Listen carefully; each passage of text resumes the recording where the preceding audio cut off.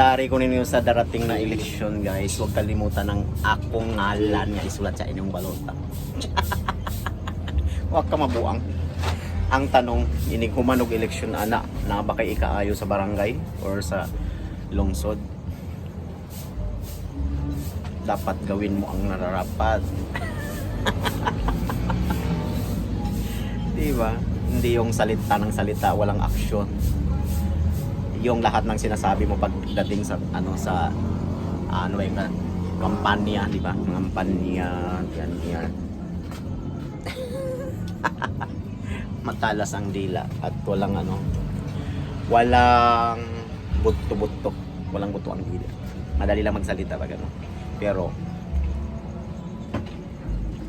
after all is wala, mga lies lang pala, di ba?